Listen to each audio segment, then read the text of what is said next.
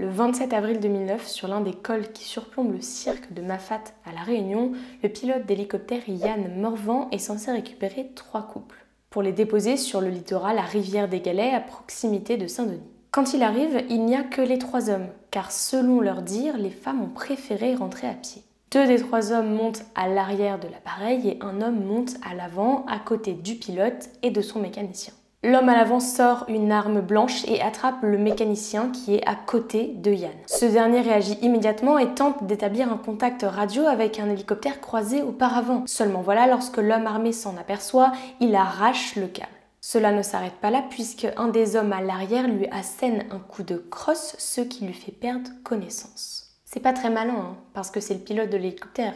Et lorsqu'il perd connaissance, l'hélicoptère chute. Heureusement, Yann se réveille juste à temps avant que l'hélicoptère ne percute une falaise et il parvient à redresser l'appareil. Comme si l'arme et le couteau ne suffisaient pas, le 3e homme verse de l'essence sur la tête de Yann et de son mécanicien et s'amuse avec un briquet en leur disant qu'il allait certainement les faire cramer. Yann pense immédiatement à des kamikazes et il maintient le cap vers Saint-Denis. Il craint juste une chose, un attentat suicide contre la préfecture. Pour éviter ça, il imagine même cracher son hélicoptère sur une ligne haute tension. Et juste avant qu'il ne le fasse, les 3 hommes lui disent qu'ils veulent qu'il se dirige vers la prison d'Omanjo qui est située à Saint-Marie. Par téléphone, ils préviennent leurs complices qu'ils arrivent d'ici une dizaine de minutes et lorsqu'ils sont proches de la prison, ils demandent à Yann de raser la prison. Jusqu'à présent, les 3 hommes avaient des lunettes et des casquettes, ils enlèvent tout pour enfiler des cagoules, des tenues commando et ils sortent même une échelle. Yann descend le plus proche possible de la prison et en 1 minute, les hommes ont réussi à faire évader 3 autres hommes. Comme Yann a peur d'être abattu, il se dit qu'il va simuler un crash d'hélicoptère en coupant le moteur et que s'il arrive à bien se poser, les hommes qui auront pris peur s'enfuiront précipitamment et ne le tueront pas.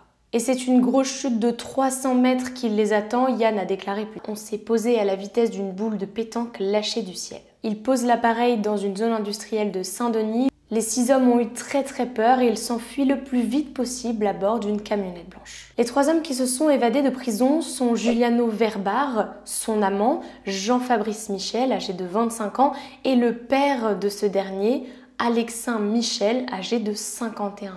À ce moment-là, Yann l'ignore, mais il s'agit en réalité d'adeptes de la secte apocalyptique Cœur douloureux et immaculé de Marie. Cette dernière a été fondée par Giuliano Verbar. Hello, j'espère que vous allez bien. Je suis très contente de vous retrouver aujourd'hui pour une nouvelle vidéo qui m'a été recommandée par Garpaou. J'espère que je l'ai bien dit. Je te remercie de m'avoir recommandé cette histoire et j'espère que la vidéo du jour te plaira. N'hésitez pas dans les commentaires à me recommander des histoires que vous voudriez voir sur la chaîne. Je lis tous vos commentaires, même si je réponds pas à tous, mais ça me fait toujours plaisir quand j'ai vos recommandations parce que je sais que c'est des histoires que vous avez envie de voir. Et ça me fait d'autant plus plaisir de travailler dessus. Voilà, ceci étant dit, revenons-en à notre secte apocalyptique fondée par Giuliano Verbar.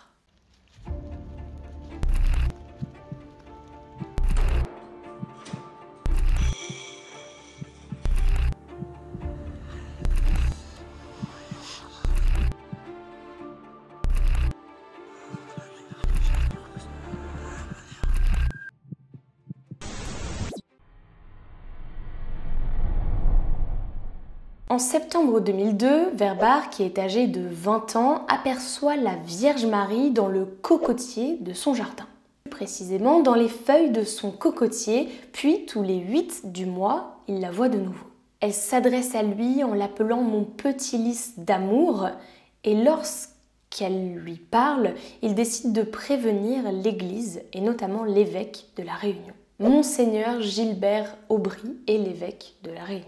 Il lui explique que la Vierge lui aurait dit qu'il était l'élu sur Terre. Et après ça, il crée son association qu'il appelle Cœur douloureux et immaculé de Marie. Au début, c'est une simple association, il y a quelques dizaines de personnes qui le suivent, il organise des petites messes chez lui et petit à petit, ça grandit et il en arrive à presque 300 personnes qui suivent sa messe qu'il fait en latin. Les médias s'intéressent à lui, ils vont même le voir, ils vont le filmer et pendant ces messes, il retranscrit ce que la Vierge Marie lui dit. Certains racontent aussi avoir vu la statue de Marie suintée de l'huile. Monseigneur Aubry, l'évêque de La Réunion, a un peu peur qu'une secte se développe petit à petit et il en parle à la justice. Mais bon, les groupes de prière sont assez courants, donc il n'y a pas forcément de quoi s'inquiéter. En août 2003, la trésorière de son association porte plainte. Il aurait violé 5 à 6 fois son fils de 12 ans en 3 mois seulement et aurait aussi agressé sexuellement son fils de 9 ans à 3 reprises en lui touchant les fesses et le sexe. Pour approcher les enfants, Verbar disait qu'il avait pour mission de parfaire l'éducation religieuse de ces derniers. À chaque enfant, il disait qu'il était son préféré et que ça serait lui son successeur. Donc les enfants ne se méfiaient pas trop de lui et ils aimaient bien aller le voir. Du moins au début. Les mères, elles, ne se doutent de rien puisqu'elles se disent qu'il est là pour parfaire l'éducation religieuse. Et petit à petit, les enfants, ils ont peur. Ils ont peur, donc ils ne parlent pas. Et en plus de ça, Giuliano Verbar les menace en leur disant que s'ils parlaient, leurs parents allaient mourir. Pour ces viols et agressions sexuelles, Verbar est placé en détention et il encourt jusqu'à 20 ans de prison. Forcément, il nie tout et il traite les enfants et les mères de menteurs. Selon lui, c'est un complot, mais pas seulement, puisque les membres de son association, de son groupe de prière, le soutiennent. Comme il est vu en Messie, il y a même des gens de son groupe qui écrivent au juge d'instruction pour dire que la mère en question est mauvaise. Le 6 août 2004, il est libéré. Cependant, il y a quand même un petit contrôle judiciaire qui amène à un procès qui s'ouvre le 23 octobre 2006 à la cour d'assises de Saint-Denis et qui a pour but de le condamner. Verbar ne se présente pas au procès. Il est condamné à 15 années de prison, mais il n'est pas là. Un mandat d'arrêt est lancé contre lui, il est fiché comme quelqu'un de dangereux. On peut se dire que c'est bien puisqu'il va être retrouvé, mais non, aucune recherche n'est effectuée pour le retrouver. En avril 2007, alors qu'on ne sait toujours pas où il est, on sait qu'il récidive, et il récidive sur un jeune homme de 12 ans qui s'appelle Mathias et qui a été victime de maltraitance. Les parents de Mathias sont dans le groupe, c'est comme ça que Verbar a pu l'approcher, et comme à chaque fois, il lui a dit que c'était lui son successeur. Ce qu'il s'est passé, c'est que Mathias avait une petite copine à l'école, et Verbar n'a pas apprécié ça. C'était lui l'élu, il n'avait pas le droit d'avoir de petite amie. Dizaines de personnes de la secte l'ont frappé avec des serviettes chaudes, on lui a donné des coups de pied, on l'a aussi mis au-dessus des flammes d'une gazinière. Et apparemment, le père et le fils Michel lui auraient aussi brûlé les pieds et les fesses. Mathias a ensuite subi des viols. Le problème, c'est qu'on ne sait pas où sont les responsables. La police ouvre une information pour recel de malfaiteurs dans le but d'interpeller les personnes qui pourraient les aider à trouver où Verbar se cache. Verbar ainsi que son amant sont traqués, mais c'est très complexe parce que les gens de la secte ne parlent pas et le protègent. Évidemment, tous les adeptes croient en son innocence et ils ne lâchent aucune information. En plus de ça, ils sont très bien organisés puisqu'ils appellent des cabines téléphoniques, ou alors ils changent de téléphone tous les 15 jours, ils ont des faux numéros, des fausses adresses. C'est quasi impossible de les retrouver. Et pourtant, je le rappelle, on est sur une île. Le 10 juillet 2007, Alexandre Telaïr, un jeune garçon de 12 ans, se rend à la gendarmerie de Sainte-Suzanne après avoir disparu la veille. Cela faisait pas très longtemps que lui, son petit frère et ses parents étaient arrivés sur l'île et l'enfant Alexandre était très croyant. Il n'a aucun souci avec sa famille, pas de problème de relation, il s'entend très bien avec tout le monde et il vit chez ses parents et quelquefois il va chez un oncle et une tante. D'ailleurs, il a fait la connaissance d'un jeune homme de 20 ans là-bas qui s'appelle Guillaume Maillot et qui lui aussi est très croyant. Comme il est dans la religion, il apprend plein de choses à Alexandre. Le 9 juillet 2007, vers 18h45, Maillot appelle Alexandre en lui disant qu'il a quelque chose pour lui, qu'il est devant chez son oncle et sa tante. Il veut lui remettre une médaille. Alexandre sort de la maison et il est forcé de monter dans une voiture où 3 hommes sont. Il arrive dans une maison à Sainte-Suzanne et ils dînent ensemble. À un moment, Guillaume Maillot s'en va. Cependant, le petit Alexandre, lui, reste dans la maison. On ne sait pas ce qu'il s'est passé cette soirée et cette nuit-là. Ce qu'on sait, c'est que le lendemain, il a été déposé et que le petit est allé à la gendarmerie.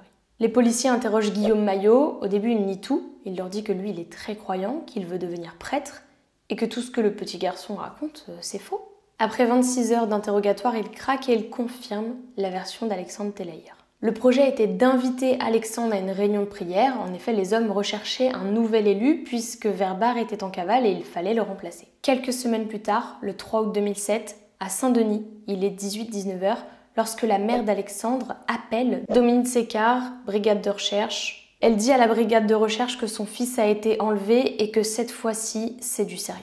Elle explique qu'elle était chez elle et qu'elle attendait le retour d'Alexandre et de son frère Corentin. 5 individus ont débarqué dans son appartement pour chercher Alexandre. Elle leur a dit qu'il n'était pas là. Ils l'ont donc ligoté, elle et sa mère, pour attendre Alexandre. L'oncle est rentré dans l'appartement, il a ramené Alexandre et Corentin, et à ce moment-là, les hommes ont kidnappé Alexandre. Ils l'ont ligoté, ils l'ont bâillonné et ils l'ont mis dans le coffre d'une voiture avant de s'enfuir. Les ports et les aéroports sont bouclés, des barrages routiers sont mis en place, des policiers et des gendarmes sont mobilisés. Le préfet déclenche le plan alerte enlèvement et tout est mis en œuvre pour retrouver Alexandre Teleier. Les gens se mobilisent aussi beaucoup et notamment à la radio Freedom. Ils appellent dès qu'ils pensent avoir des informations afin que toutes les personnes sur l'île soient au courant. Et du coup, tout le monde écoute la radio. À un moment, le numéro de la plaque d'immatriculation a été relevé, donc un auditeur qui a entendu ça appelle la radio pour dire que cette voiture est devant lui et qu'il la suit. Il demande même conseil en direct, est-ce que je dois les suivre, est-ce que je dois appeler quelqu'un, qu'est-ce que je dois faire, dites-moi. Finalement, la voiture s'est arrêtée à un moment, les hommes ont mis le feu à la voiture blanche et sont montés dans un 4x4 noir qu'il a perdu. Les policiers découvrent que la voiture en question avait été louée par une femme de 65 ans qui appartenait à la secte et qui n'avait aucun casier judiciaire. Elle leur explique qu'on lui avait juste demandé de louer la voiture, ce qu'elle avait fait, puis elle avait laissé les clés sur le véhicule, dans un parking, et elle était partie. Mais elle ne sait pas qui a récupéré la voiture. Quand on lui demande mais pourquoi elle a fait ça, elle a dit « je ne sais pas ». Autant vous dire qu'ils n'arriveront rien à savoir de plus de sa part. Au moment de l'enlèvement, c'est le mois d'août, et le mois d'août, c'est le mois de la Vierge Marie. Les policiers redoutent donc un sacrifice. Il y a une psychose qui s'installe sur l'île. Le lendemain, l'évêque de La Réunion essaye de raisonner les adeptes de la secte de Verbar. En vain. 24 heures après, il n'y a toujours aucune piste. À part la femme de 65 ans qui est en garde à vue, elle finit finalement par lâcher un nom, celui de Jean-Charles Dalton.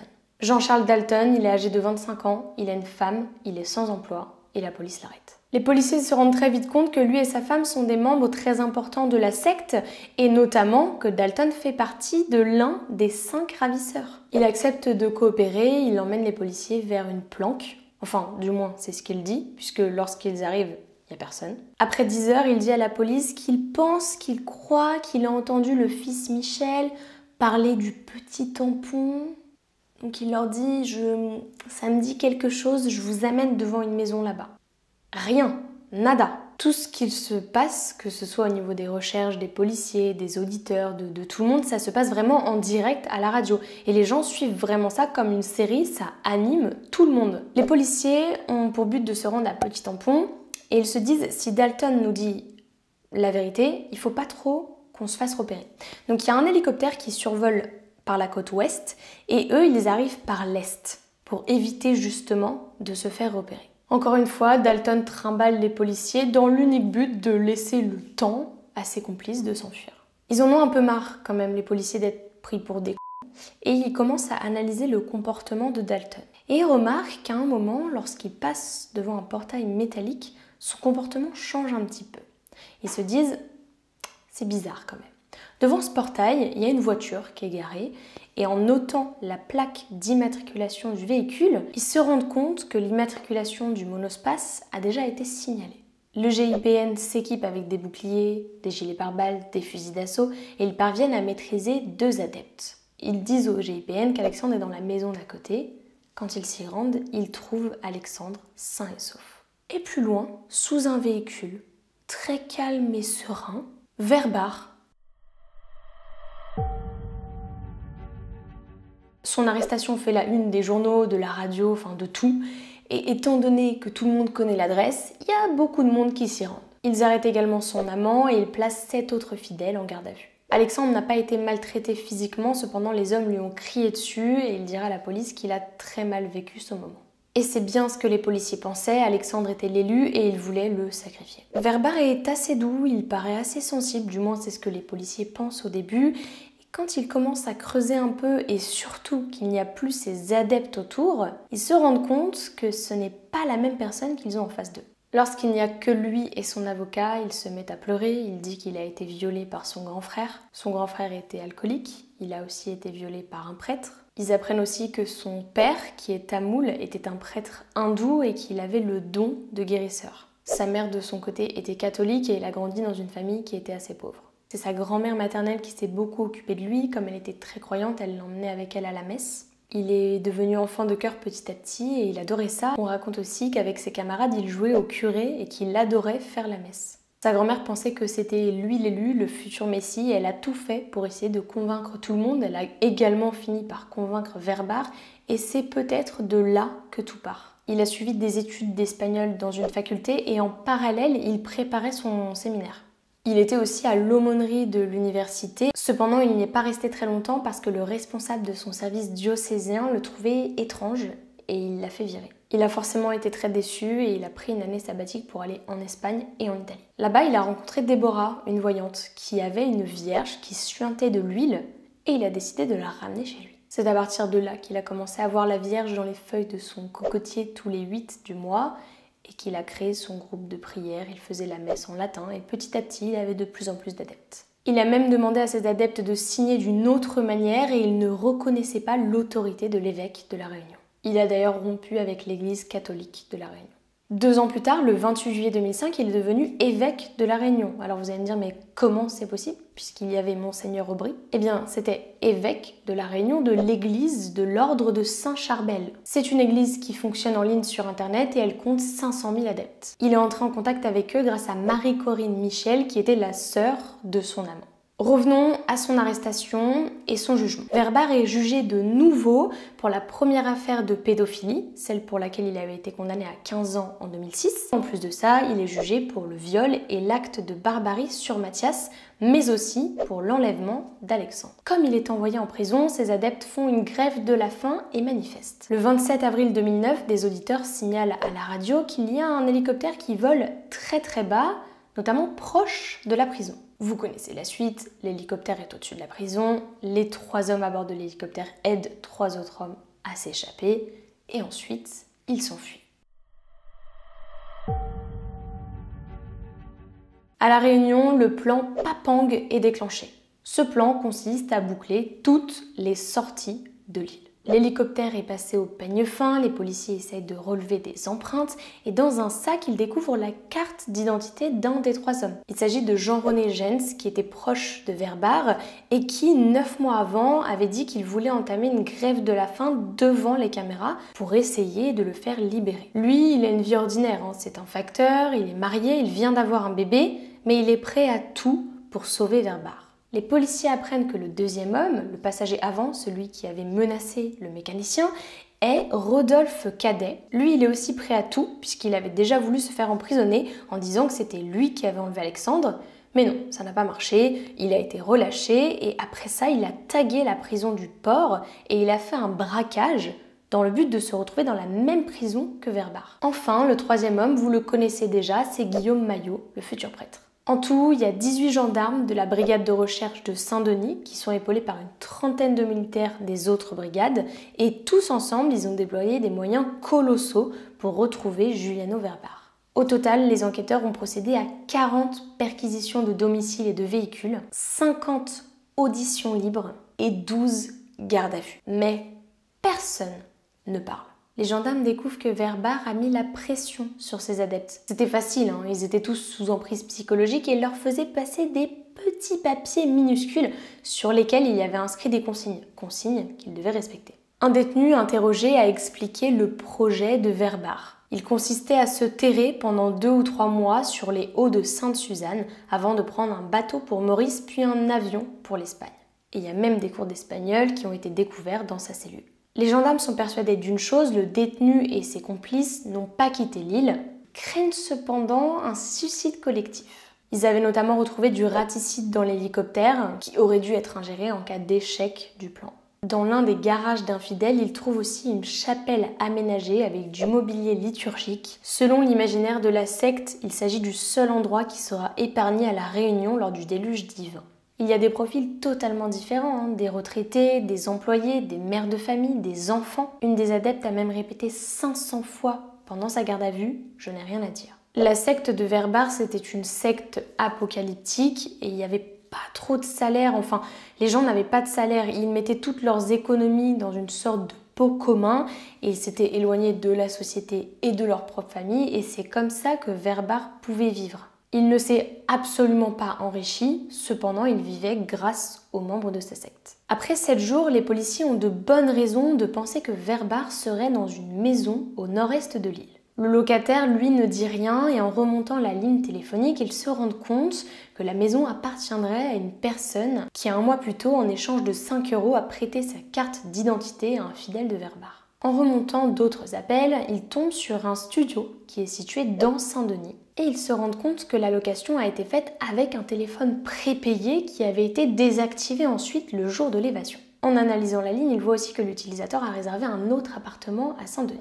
Les policiers décident de se planquer. Ils surveillent le studio et un jour une dame sort de ce studio pour aller chercher du pain et le journal et elle re-rentre dans le studio. Très vite, ils voient que cette dame, elle n'est pas dans l'organigramme de la secte et qu'elle est juste là pour faire le lien avec l'extérieur. C'est une retraitée métropolitaine qui vient tout juste d'arriver sur l'île et qui a été recrutée juste pour ça. Je ne sais pas si elle gagnait de l'argent, je suppose que oui, mais sa seule mission c'était d'aller chercher du pain et le journal. Il l'arrête et il lui demande d'ouvrir l'appartement. Elle refuse. Bon, ça va pas les arrêter, hein. Il perquisitionne le studio pour une simple levée de doute. Cette simple levée de doute se transforme en arrestation de Verbar et ses 7 complices qui étaient entassés dans 15 mètres carrés. Et vous voulez rire, le studio n'était situé qu'à une centaine de mètres de la prison. Il n'est pas allé bien loin.